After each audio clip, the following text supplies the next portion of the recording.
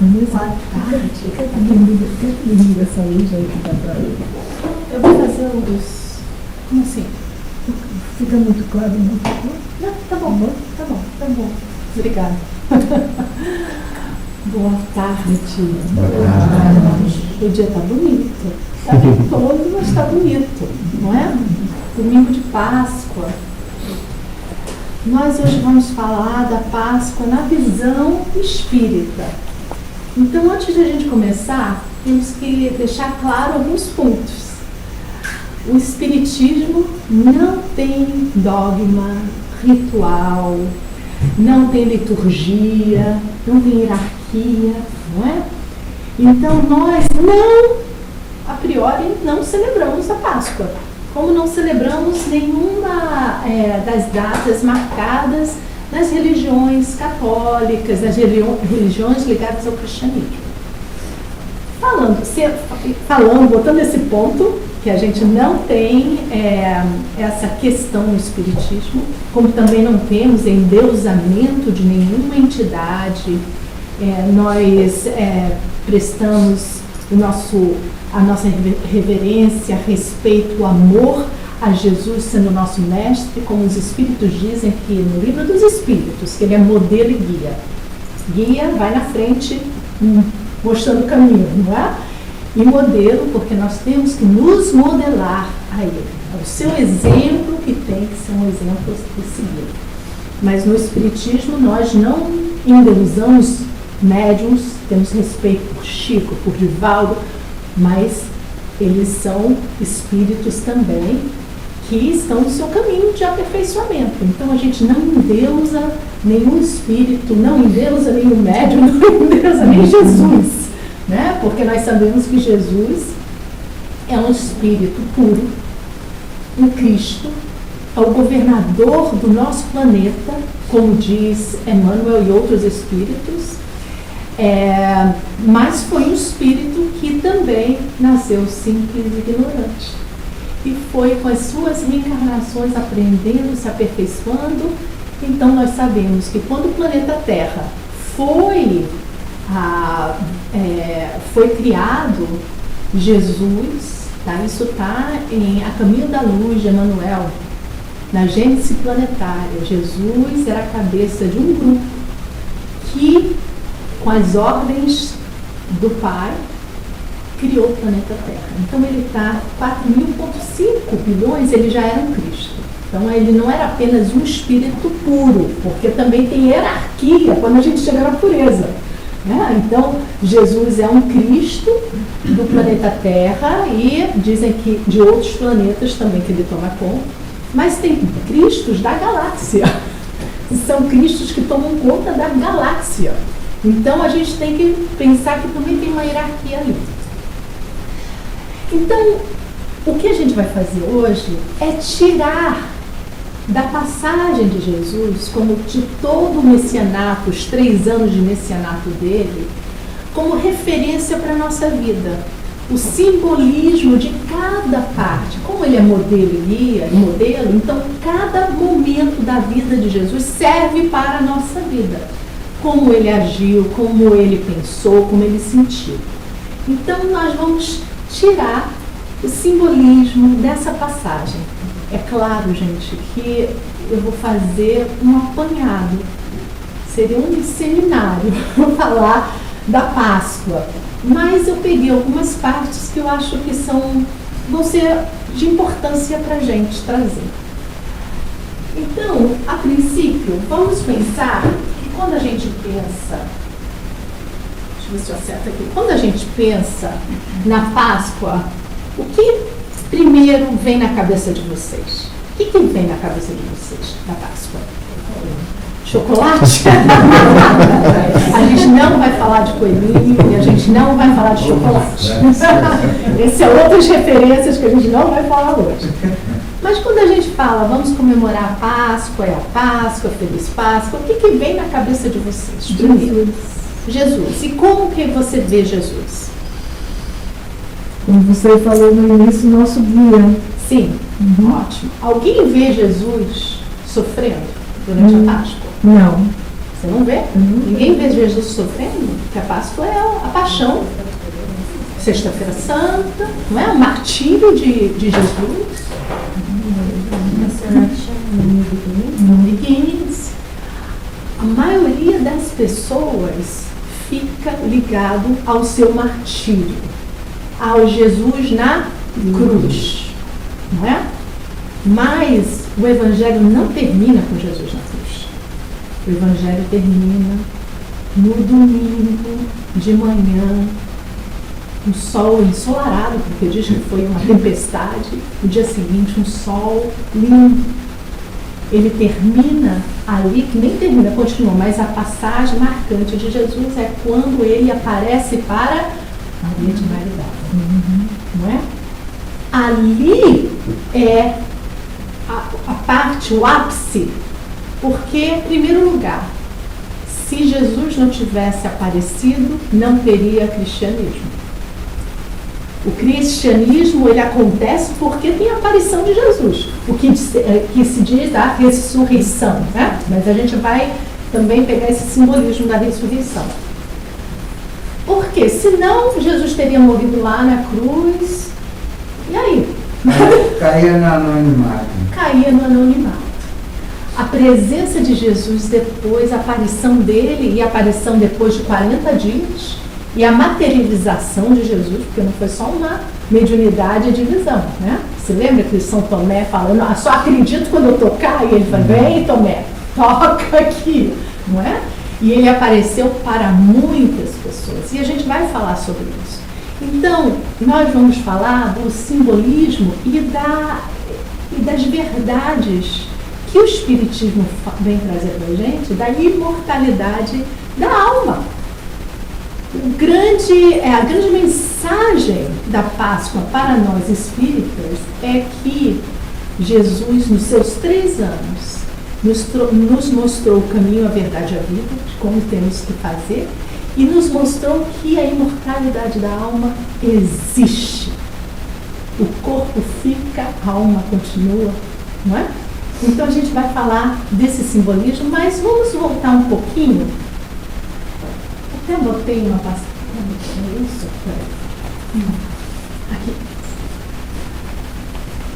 A gente tem que então entender nisso tudo que a Caminho da Luz fala que só 2 vezes até hoje, pelo menos até quando foi feito o livro, que um grupo de espíritos puros se encontrou nos arredores do planeta Terra para decidir 2 coisas importantes. Primeiro, quando seria destacado do Sol a gleba que faria o planeta Terra. E a segunda foi para decidir a vinda de Jesus. Nesse mesmo livro tem um capítulo que fala sobre o divino escultor. E o divino escultor sendo Jesus, sendo ele a cabeça de todos os espíritos. E é interessante também, seja bem-vinda, é interessante também que na Bíblia, quando fala da criação, eles falam de Elohim. Elohim significa deuses, não Deus. Então ali também falando como a criação do planeta Terra foi feita em conjunto. E aí quando tem essa passagem, está em João 18, Jesus falou assim, e levantou seus olhos ao céu e disse, Pai, é chegada a hora, glorifica teu Filho, para que também o teu Filho te glorifique a ti. Assim como lhe deste poder sobre toda a carne, para que dê a vida eterna a todos quantos lhe deste, e a vida eterna é esta, que te conheçam, a ti, por único Deus verdadeiro, e a Jesus Cristo, a quem enviastes. Ele está falando dele. Eu glorifiquei-te na terra, tendo consumado a obra que me destes a fazer.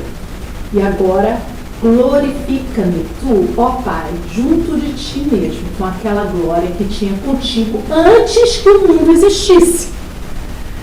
Jesus ali confirma que Deus, antes do mundo, que Jesus antes do mundo já existia.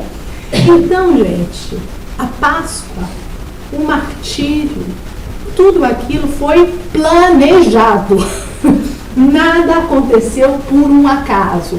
Ah, Vanessa, então fala, Judas era para fazer aquilo? Não, gente. Ninguém nasce para fazer o mal. Iria acontecer de uma forma ou de outra. Ele ia ser preso. Mas ali, dentre os 12,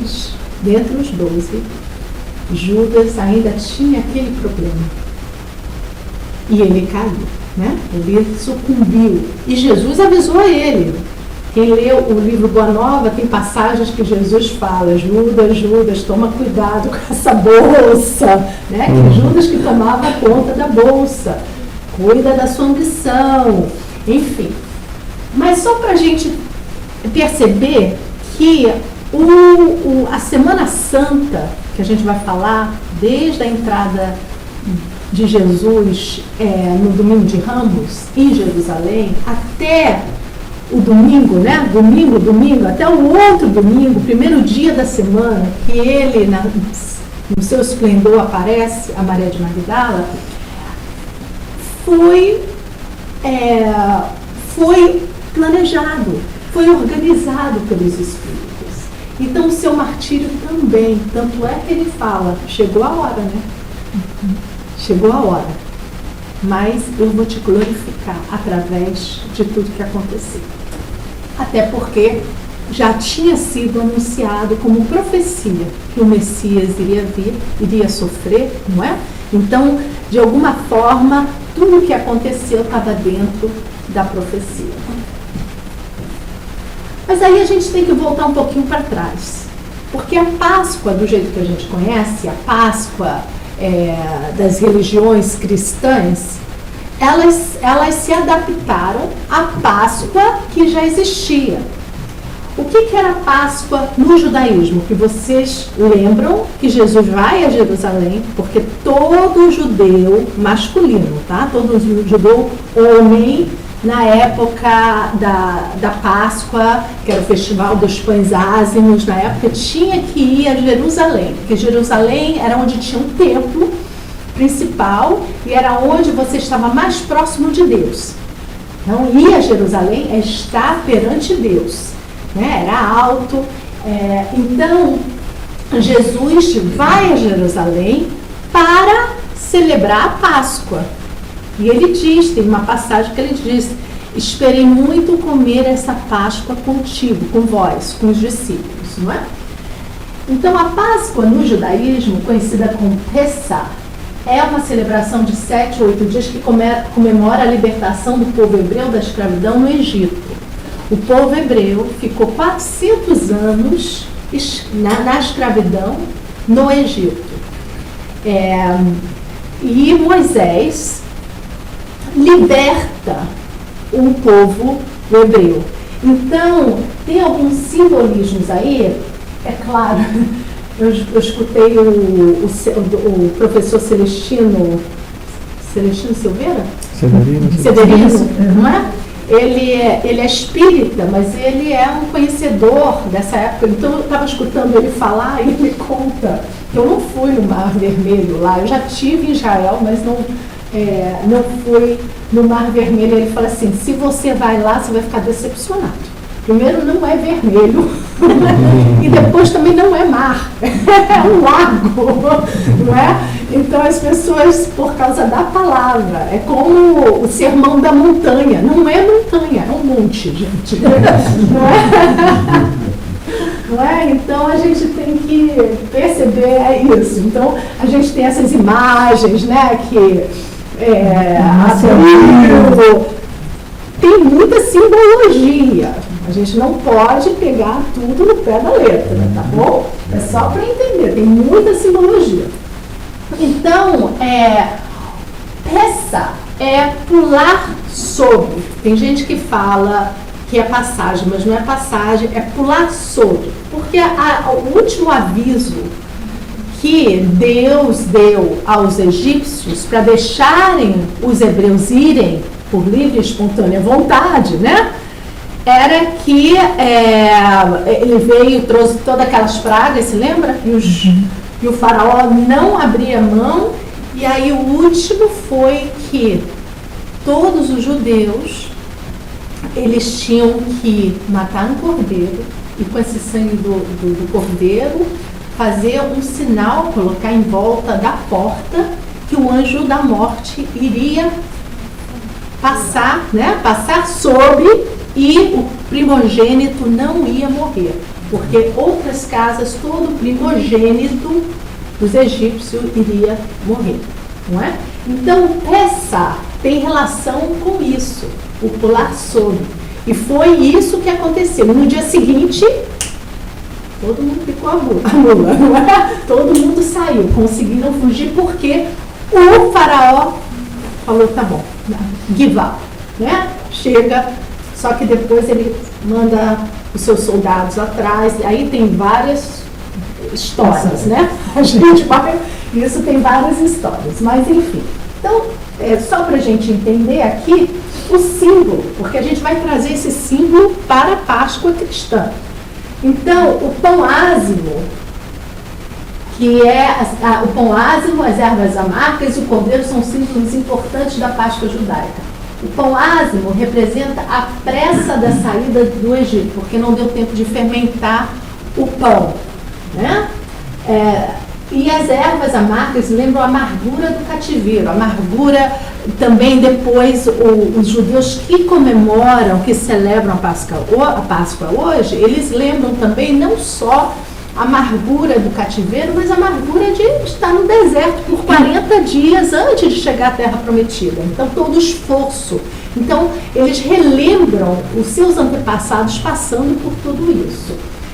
E o cordeiro é o símbolo do sacrifício e libertação. Isso é importante a gente saber. Então, ele foi sacrificado para ser esse símbolo de libertação do Egito. Que Egito também significa estreiteza, materialidade. A gente vai pegar esses símbolos, porque esses símbolos no cristianismo vão trazer o símbolo de Jesus. Por quê? Expiação de Jesus, o seu martírio, o primogênito espiritual do Pai Celestial, o Cordeiro de Deus, possibilita a nossa libertação da escravidão do pecado. É assim que o catolicismo, as vertentes religiosas do cristianismo entendem. Jesus morreu, foi sacrificado para nos libertar do pecado. Vocês já escutaram isso? Ele é o Salvador nesse sentido. O sangue dele, o sacrifício material dele, limpou o pecado de todos. Nós não vemos assim, não é? Nós não vemos assim. Jesus é o nosso Salvador, porque ele é o caminho, a verdade e a vida para a nossa elevação espiritual. Kardec coloca um lema que é precioso para nós, que é: fora da caridade não há salvação, não há crescimento espiritual. E caridade, os Espíritos dizem, como via Jesus, benevolência para com todos, indulgência às imperfeições alheias, a gente ter a indulgência até para as pessoas também, né, ter a indulgência com a gente, e perdão das ofensas. Então, a caridade é o amor em ação. Então, fora do amor em ação, não há crescimento espiritual. E Jesus veio apenas para viver este amor incondicional. Então, para nós, a expiação, né, o que aconteceu com Jesus, não é que ele veio tirar a nossa responsabilidade. Pelo contrário, ele veio colocar a responsabilidade de cada um. Não é? Mas eu vou ser o seu guia. Aqui, modelo sou eu vou ser seu guia. Só para a gente perceber que esses símbolos foram trazidos para o cristianismo e são símbolos dali. Tanto é que a gente vai falar também sobre a ceia. E se vocês tiverem alguma dúvida, podem me perguntar no que eu puder falar. Porque eu comecei a estudar, tanta coisa, eu tive que pensar o que eu vou falar, porque não dava, né? Não dava mesmo. Então, se a gente vai à Semana Santa, começa no Domingo de Ramos. Não é? Quando Jesus entra em Jerusalém, e ele entra num burrinho.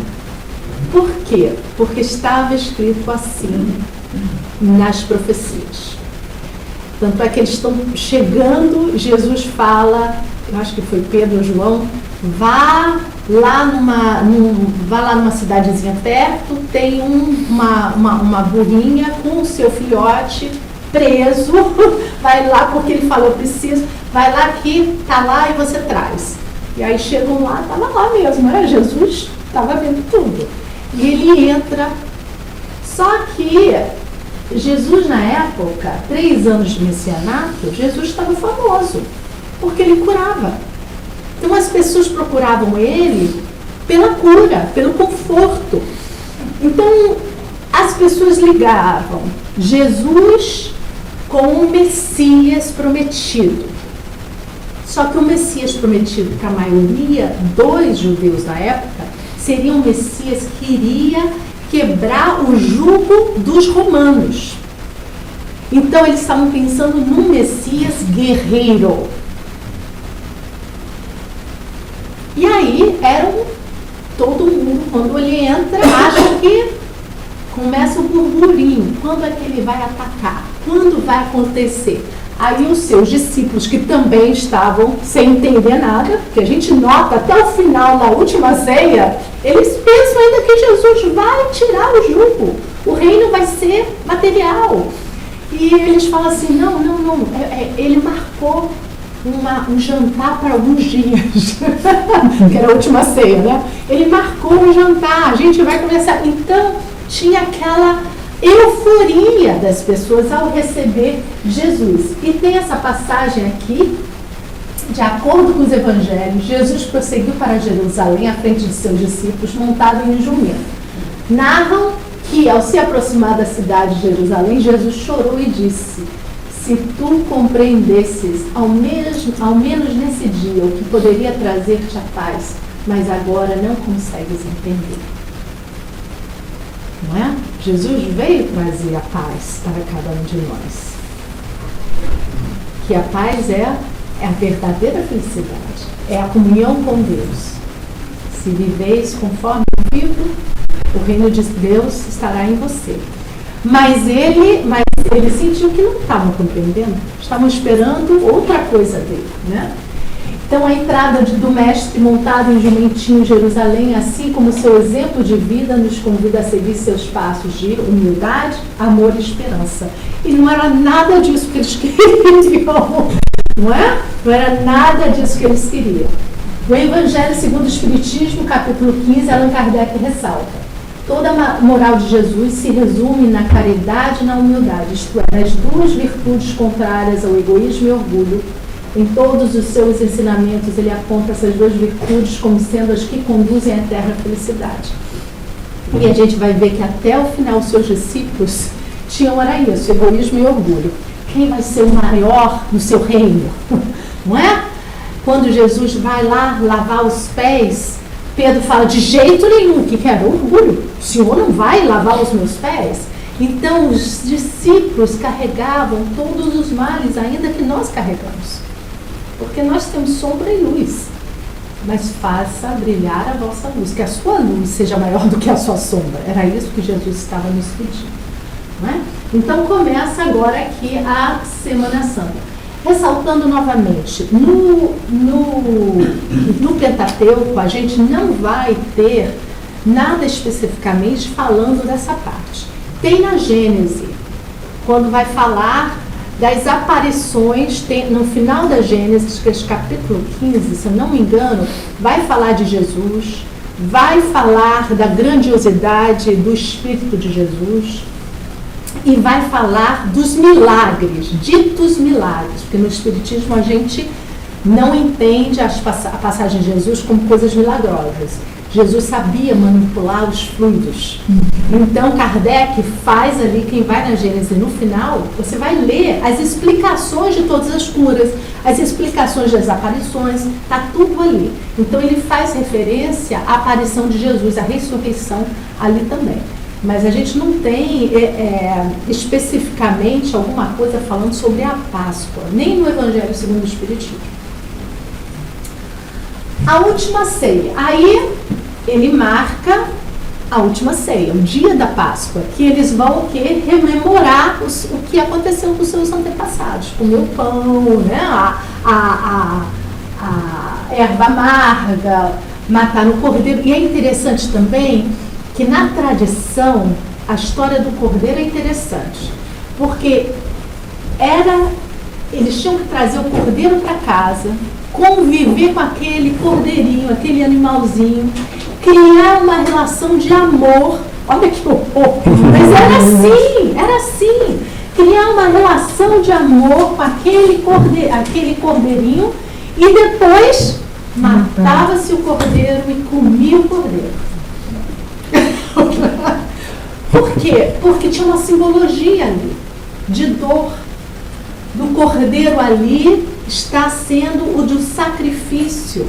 Né? Então, vem ainda mais a simbologia de Jesus sendo o cordeiro que se sacrifica e que dali em diante não é necessário sacrificar animais. Dali em diante, para nós, o sacrifício é do ego, o sacrifício é do homem velho, o sacrifício é de deixar a materialidade para viver a verdade que é do espírito, que nós somos espíritos imortais tendo uma experiência na carne agora, uma experiência como nós somos, né? O espírito não tem sexo, então cada reencarnação a gente tem experiências diferentes que nós precisamos, porque vir como mulher ou vir como homem tem experiências diferentes, não é? E experiências diferentes em diversos países que você for nascer, nas religiões que você for nascer, são experiências diferentes que o espírito precisa. Inclusive profissões, não é? O pessoal artista, você é artista para ser. Não vai não, porque a gente tem que desenvolver a inteligência.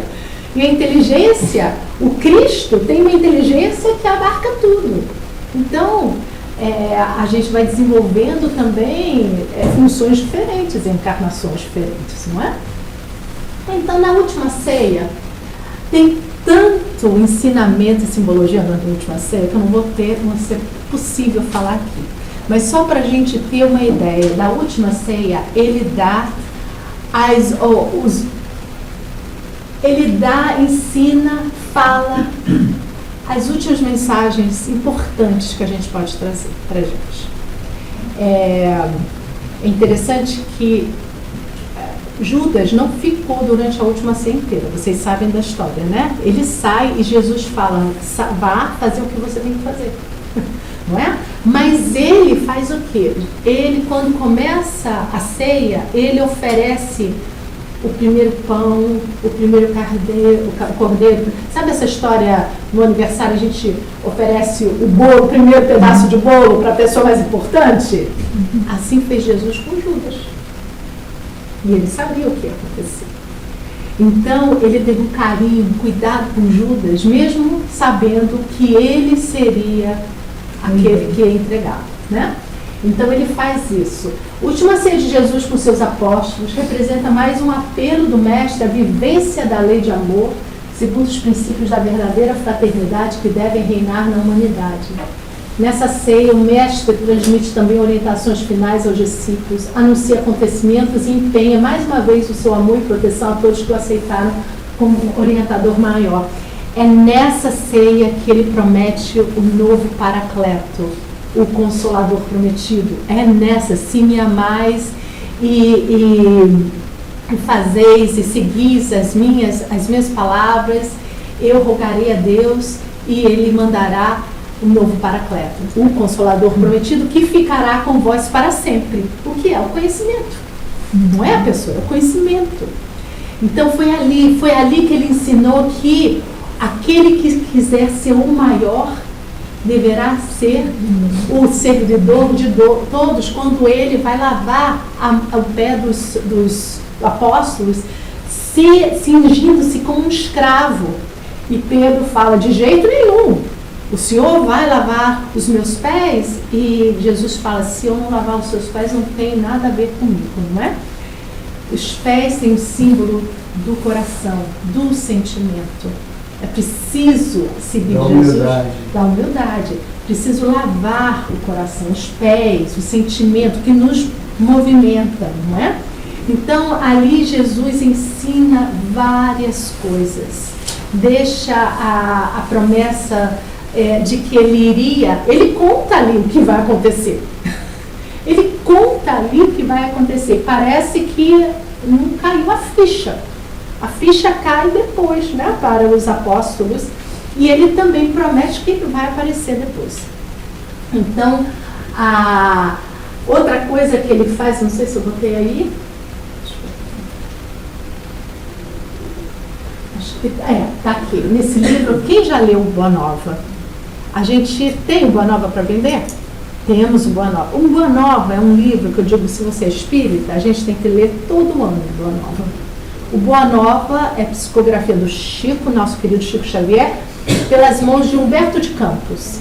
E é justamente passagens desses 3 anos com os discípulos. E é muito bonito, tem uma forma poética, e nós sabemos que essas revelações foram dadas a Humberto de Campos. Ele foi levado aos arquivos do mundo espiritual. E eu tenho a impressão que foi, como é que se fala? Immersed?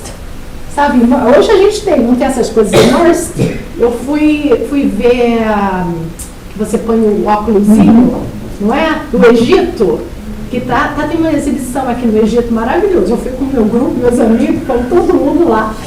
E que você tá lá no Egito, né? Você vê não sei o quê. Eu acho que foi assim que ele viu. Porque ele dá detalhes das conversas de Jesus. Ele dá detalhes do que aconteceu.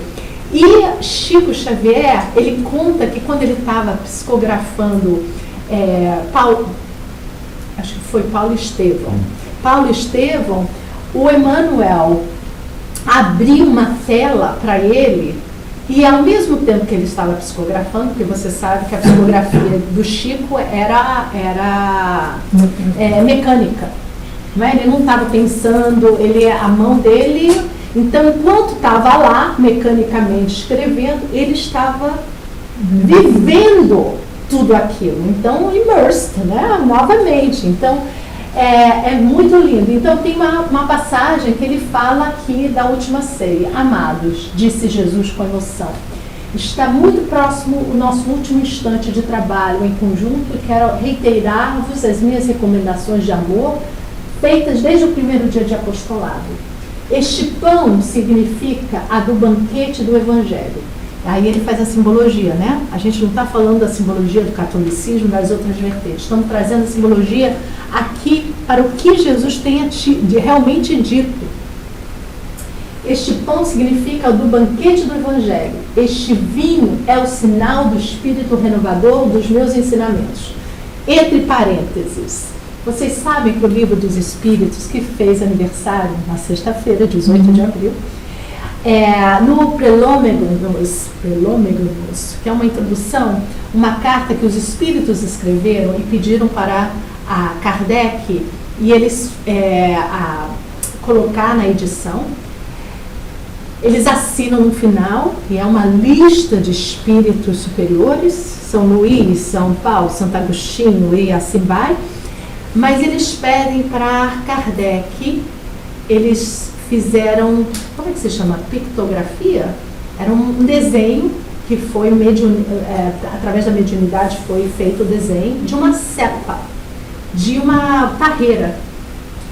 E aí eles falam, coloca isso como símbolo do trabalho do Criador. Sendo a cepa, agora eu estou aqui, a cepa, a uva sendo o corpo material, não é? A cepa sendo o ensinamento, sendo Jesus. E o espírito é o suco que sai. Né? O suco que sai, aquilo é o espírito. E como é que sai o suco? Você tem que machucar, não é? Macerar, não é isso? Macerar, é isso. Esse é a ideia do Criador. É criado, o espírito está lá, mas para ele realmente evoluir, precisa passar pela matéria, precisa ser macerado, não é? E no Livro dos Espíritos, Kardec era maravilhoso, ele pergunta qual é a forma do espírito. Os espíritos falaram, bem, para vocês não tem forma, para a gente tem forma, o espírito, não pelo espírito, mas não podereis entender. Aí ele pergunta, qual é a cor do espírito? Sabe qual é a cor do espírito? O espírito tem cor. É o rubi, vermelho rubi. Só que tem gradações. Quanto mais escuro, né, é mais preso à matéria. Quanto mais claro, né, é mais espiritualizado. Qual é a cor do vinho, gente? Não é vermelho?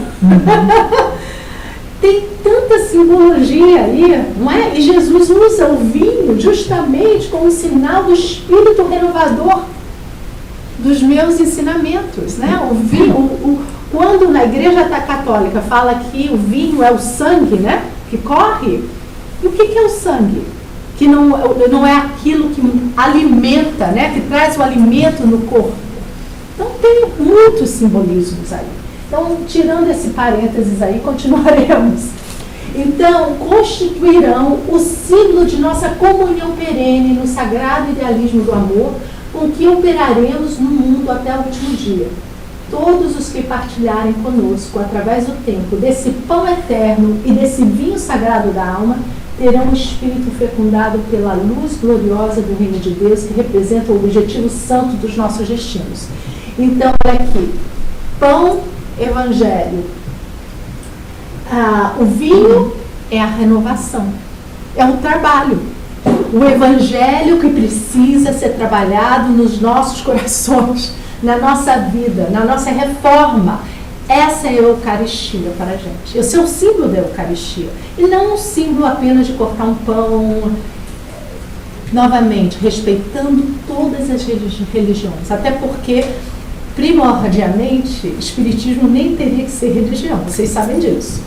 Ela é filosofia, ciência, com fundo moral, que é que a gente segue o Cristo, mas não temos dogmas. Então você pode ser um judeu que seja espírita. Antigamente era assim. Pode ser um católico que seja espírita. Então, nem isso a gente respeita todas as religiões. Estamos trazendo o simbolismo para o que os espíritos nos falam. Então fica a dica do livro. E aí, depois Jesus, o martírio de Jesus começa no horto, né, no Bosque das Oliveiras, quando ele é preso. A gente não vai falar sobre tudo isso, é preso, mas aí depois ele é levado a Pilatos. Né? Primeiro ele é levado lá para Caifás, para o templo, só que eles não tinham poder, tinha que ser mandado para o Pilatos para resolver. E era Páscoa, né? Então, essa passagem é muito interessante. João 18, Pilatos, que era o representante de Roma lá, era o poder maior. E Pilatos, é interessante que a mulher de Pilatos também, vocês sabem da história, né? Teve um sonho antes e falou para Pilatos sobre Jesus, para ele tomar cuidado, porque ele era um homem santo, não é? Já a mediunidade da esposa de Pilatos, né? Olha como é. A vida vai dando pra gente umas dicas, não é? Olhos de ver, ouvido de escutar. A gente não escuta as dicas da vida, não é? E a gente, porque nós somos o quê? Orgulhosos, egocêntricos, então não escutamos e aí acabamos nos dando mal. Foi aqui. A gente sabe que Pilatos, ele se suicidou. O fim de Pilatos foi o suicídio. Pilatos voltou para dentro do palácio, porque aí traz Jesus, ele não entende, porque também não teve um processo, existia um processo também, só que os sacerdotes não seguiram o processo, gente. Jesus não teve um julgamento. Ele não teve julgamento. E teria que ter prometido um julgamento. Ele não foi. Foi lá, vamos correr, passa logo, manda embora e acabou-se. Porque Jesus era uma ameaça à autoridade judaica da época. Então, Pilatos recebe assim, mas o que está acontecendo? Não tem julgamento? O que você fez? Eu nem sei o que você fez. E aí, Pilatos voltou para dentro do palácio e mandou que levassem Jesus. Eis o rei dos judeus? Perguntou-lhe. És o rei, desculpa. És o rei dos judeus? Perguntou-lhe. Jesus replicou: perguntas isso de ti mesmo ou são os outros que querem saber? Sois porventura judeu? Replicou Pilatos. O teu povo e os principais sacerdotes é que te trouxeram aqui. O que fizeste? Porque ele nem sabe o que você fez. Então Jesus respondeu: não sou um rei terreno. Se o fosse, os meus discípulos teriam lutado quando os judeus me prenderam. Mas o meu reino não é deste mundo. Então és rei? Perguntou Pilatos. Jesus respondeu: tens razão em dizer que sou rei. De fato, foi para isso que nasci. Eu vim para trazer a verdade ao mundo. Todos os que amam a verdade escutam a minha voz. Então ali não tinha nada de concreto e de peso para que Pilatos falasse assim: poxa, esse cara é doido, ele cometeu um crime. Ele não cometeu crime nenhum, não é? E Pilatos sabia disso. E ele tentou, de toda forma, tirar Jesus dessa emboscada, inclusive a oferecer entre Barrabás e Jesus, não foi? E lavou as suas mãos, porque ele via que ele era um homem de bem, que ele era um homem que não tinha problemas. Aí eu vou pegar aqui Emmanuel, que explica esse momento de Pilatos. Por isso que depois ele se suicida. A consciência dele pesou. Apresentando Cristo à multidão, isso está em Fonte Viva. Apresentando Cristo à multidão, Pilatos não designava um triunfador terrestre, nem banquete, nem púrpura, nem aplauso, nem flores. Jesus achava-se diante da morte. Terminava uma semana de terríveis flagelações. Traído, não se rebelara. Preso, exercera paciência. Humilhado, não se entregou a revides. Esquecido, não se confiou à revolta. Escarnecido, desculpara. Açoitado, olvidou a ofensa. Injustiçado, não se defendeu. Sentenciado ao martírio, soube perdoar. Crucificado, voltaria à convivência dos mesmos discípulos e beneficiados que o haviam abandonado, para soerguer-lhes a esperança. Mas exibindo-o diante do povo, Pilatos não afirma: eis o condenado, eis a vítima. Diz simplesmente: eis o homem. Aparentemente vencido, o mestre surgiu em plena grandeza espiritual, revelando o mais alto padrão de dignidade humana. Rememorando, pois, semelhante passagem, recordemos que somente nas linhas morais do Cristo é que atingiremos a humanidade real. Eis o homem. Pilatos entendeu que a verdadeira humanidade estava em Jesus. Jesus era um novo homem.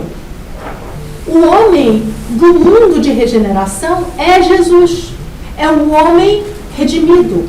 É a humanidade real. E por isso que Pilatos falou: eis o homem. Nós somos homens? Não. Ainda não somos a verdadeira humanidade. Somos egoístas, julgadores, vaidosos, não é?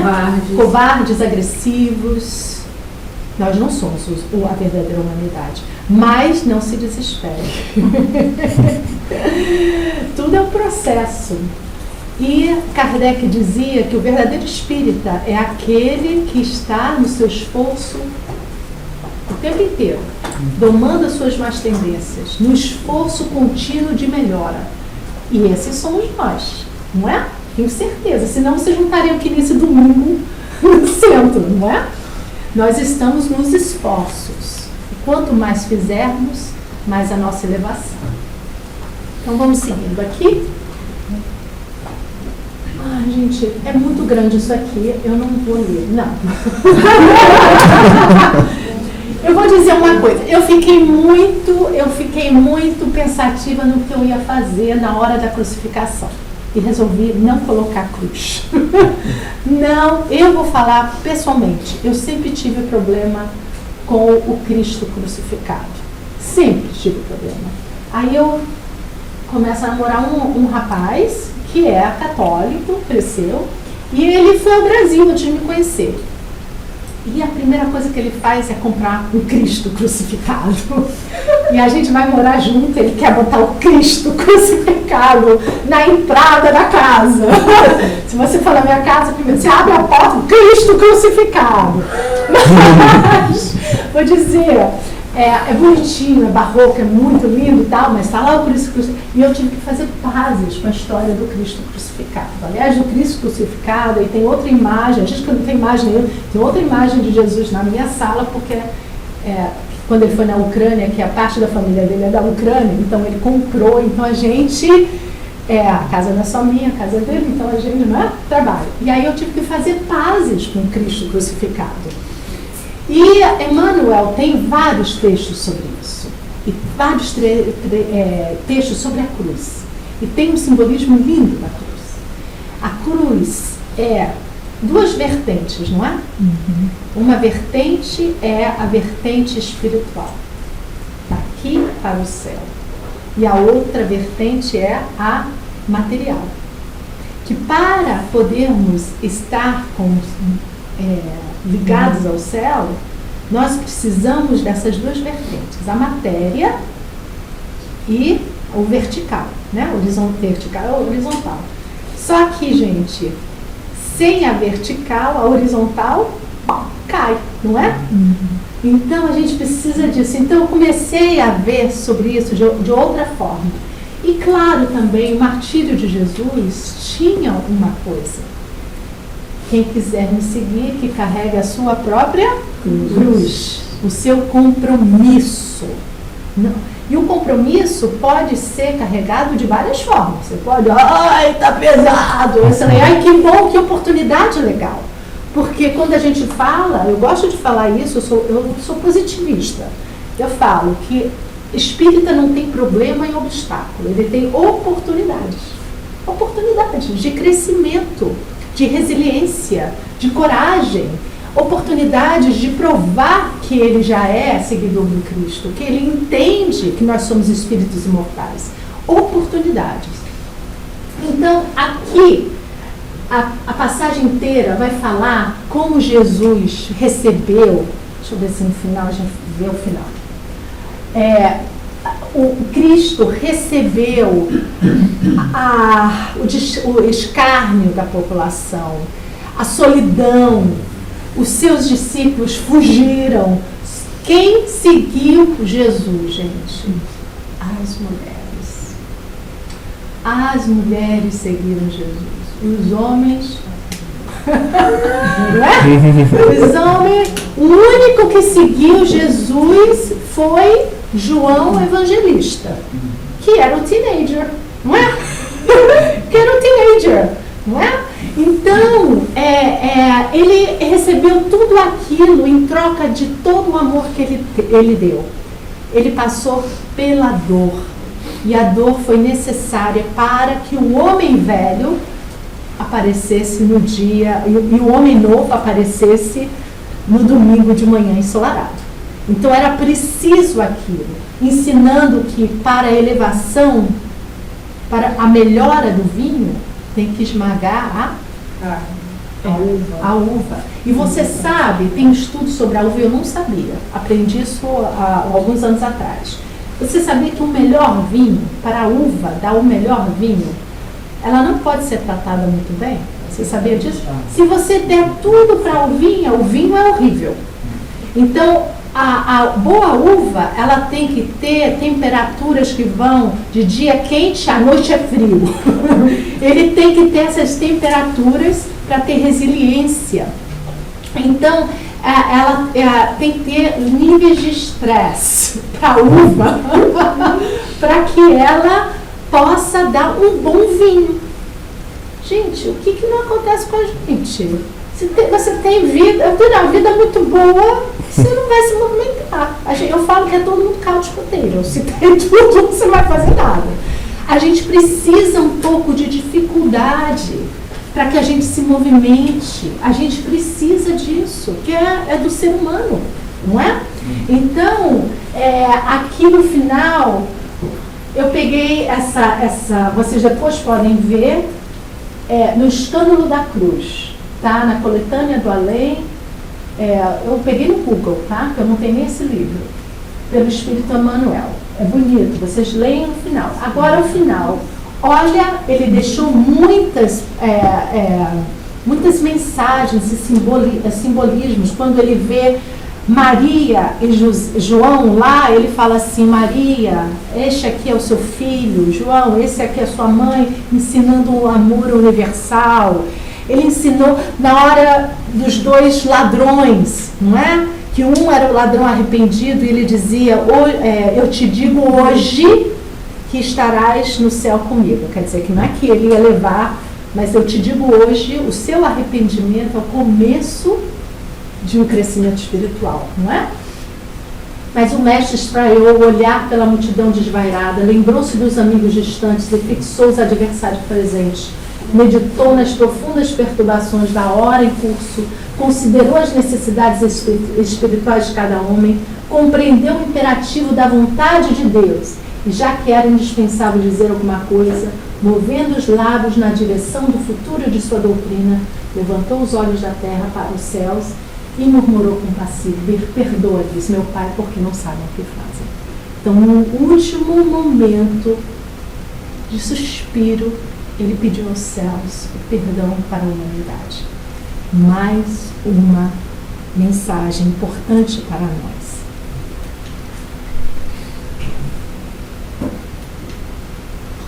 E aí, depois de um terceiro dia, gente, quando eu começo a contar, não parece ter 3 dias não, parece 2, não é? Parece 2? Tem uma coisa errada aí, mas tudo bem. Não parece 2, que ele, ao sábado, não foi? Não, na sexta, no final do dia, domingo de manhã, parecem 2. Tudo bem. A gente vai com o roteiro, mas para mim parecem 2. Mas aí, no primeiro dia, e é interessante, vocês sabem, o sabat, né, o sábado, que quando sexta-feira à noite, o judeu já se recolhe para o sábado, né, o sábado de descanso, que não se faz nada, e Jesus não poderia estar ali, então pediram para que foram retirados, para quebrassem os ossos, porque como é que eles faziam os crucificados morrerem rápido? Eles quebravam os ossos da perna, porque o corpo, né, caía e matava, a pessoa ficava asfixiada. Mas antes disso acontecer, Longínquos, que era um soldado, que já era cristão, que dá a água com vinagre para Jesus, porque disse que era como é que se fala? Que não dava dor, né? A água para evitar Jesus ter tanta dor. E ele também faz o quê? Ele dá um furo na lança, porque o pessoal, ai, que horror, não, ele estava ajudando Jesus a morrer antes de ter que quebrar as suas pernas. E vocês sabem quem é Longínquos, né? É a reencarnação de D. Pedro II. D. Pedro II é a reencarnação de Longínquos. E Jesus pede, e D. Pedro II foi um marco no Brasil, né? Ele foi um marco, foi uma pessoa iluminada. Mas vamos lá, a ressurreição do Cristo representa a vitória sobre a morte do corpo físico e anuncia sem sombras de dúvidas a imortalidade e a sobrevivência do espírito em outra dimensão da vida. Então, para a gente, Jesus não apareceu a ressurreição do corpo, gente. Foi o espírito materializado. E aí a gente vai ver várias coisas.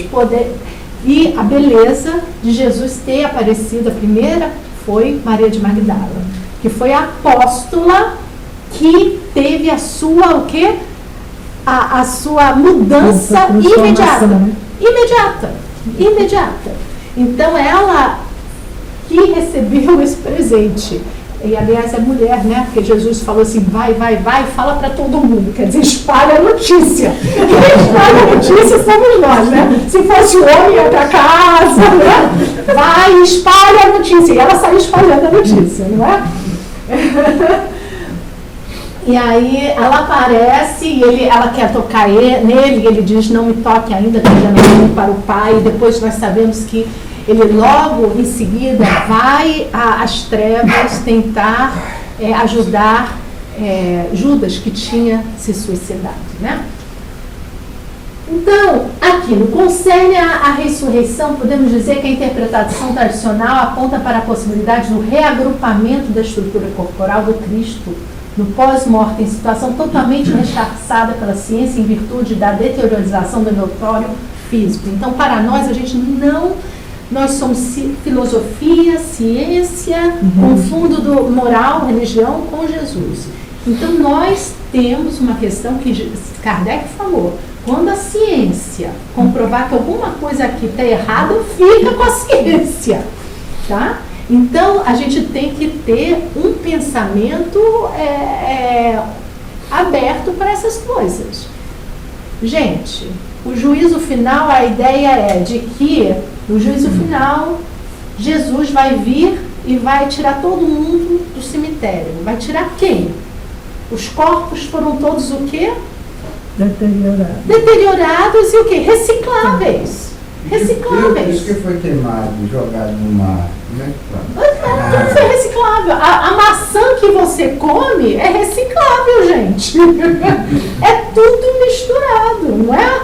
Vai lá, os vermes, tudo. Então, pra gente isso não existe. Pra gente foi apenas o Espírito de Jesus. Mas como explicar então as aparições de Jesus nos 40 dias póstumos mencionados pelos religiosos na alusão à Páscoa? Que podem ter sido várias coisas.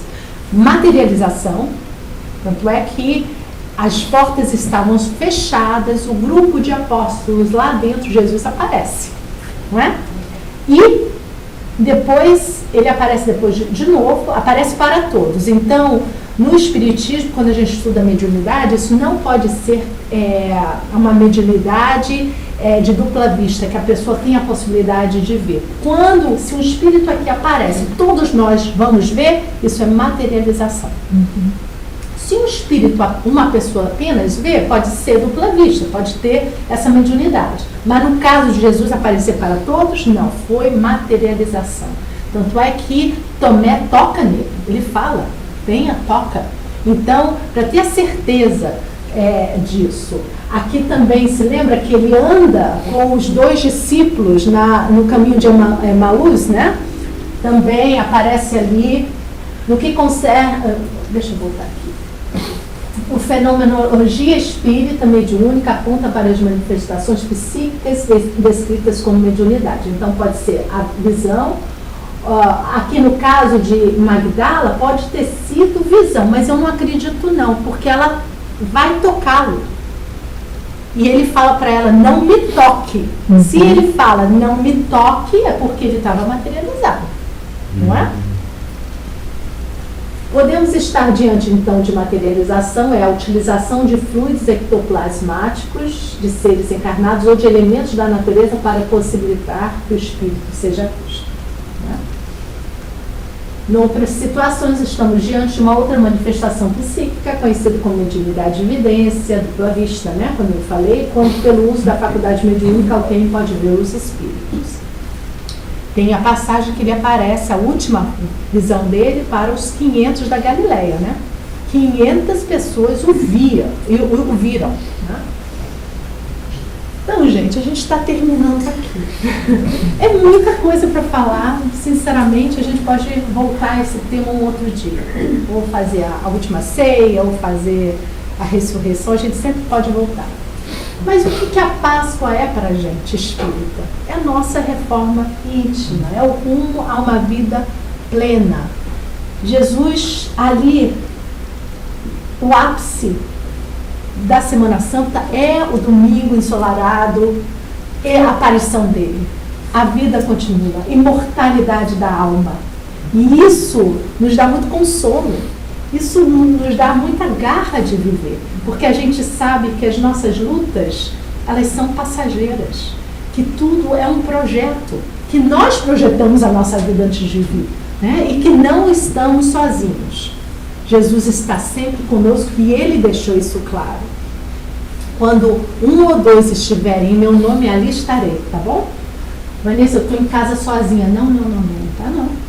Ora para o seu anjo da guarda, ele vai estar lá. Então 2 já estão juntos, Jesus está lá. Né? A gente nunca está sozinho. Nesta Páscoa, lembra-te de reverenciar os belos exemplos de Jesus que imortalizam e que nos guiam para um dia também estarmos na condição experimentada por Ele.